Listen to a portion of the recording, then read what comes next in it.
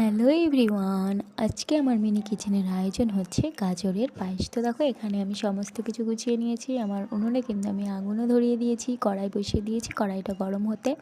তো এই দেখো এখানে রয়েছে ঘি। এবার আমি কড়াইতে ঘিটা দিয়ে দেবো। তো দেখো কড়াইতে ঘিটা দিয়ে দিয়েছি, একটু গরম হয়ে গেছে। তো এবার আমি ঘিয়ের মধ্যে দিয়ে দেবো 3টে এলাচ, আর তার সাথে দিয়ে দেবো একটু কাজু আর কিশমিশ দিয়ে এগুলোকে একটু হালকা করে নাড়াচাড়া করে নেব। তো এগুলো একটু হালকা ভাজা ভাজা হয়ে গেলে আমি এর মধ্যে দিয়ে দেবো গ্রেট করা গাজর। তো দেখো এবার আমি দিয়ে দিচ্ছি গাজরটা। আমি বুঝতে পারিনি যে আমার লাস্টের দিকে ভিডিওটা এভাবে খারাপ হয়ে যাবে। তো যাই হোক, কথাটা আমি কেন বললাম তোরা পরে বুঝতে পারবে। তো দেখো আমার গাজরটা কিন্তু ঘির সঙ্গে বেশ ভাজা ভাজা হয়ে গেছে। তো এবার আমি এর মধ্যে চিনিটা অ্যাড করে দেবো। তো দেখো এবার আমি এর মধ্যে দিয়ে দিচ্ছি চিনি। তো চিনিটা দিয়ে গাজরের সঙ্গে আমি ভালো করে নাড়াচাড়া করে গাজরটাকে একটু মজতে দেব। তো যখন গাজরের সাথে চিনিটা একটু মজে যাবে, তো দেখো ফুলগুলো কি দারুণ লাগছে না বলো, দেখতে ভীষণ সুন্দর লাগছে। তো তোমাদের কেমন লাগলো ফুলগুলো অবশ্যই কমেন্টে জানিও। তো দেখো আমার চিনি আর গাজরটা কিন্তু একসঙ্গে মজে গেছে।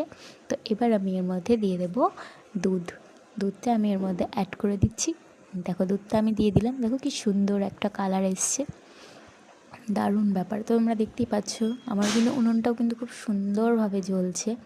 দেখো কি সুন্দর কালার এসছে। আর এই দেখো এই পর্যায়ে কিন্তু উনুনটা জ্বলছে। তো এইখান থেকেই শুরু হয়েছে আসল প্রবলেম। দেখো আমার উনুনটা জ্বলছিল আর নিভছিল। তো শেষ পর্যন্ত আমি গাজরের পায়েসটা ভালোভাবে কমপ্লিট করতে পারিনি। পায়েসটা আরও একটু বেশ মাখা মাখা হতো, কিন্তু আমাকে একটু ঝোল ছিল, সেই অবস্থায় নামিয়ে নিতে হয়েছে। তো দেখো আর অন্ধকারও হয়ে গেছিলো, আর আমি ভিডিওটা যেহেতু ছাদে করছিলাম।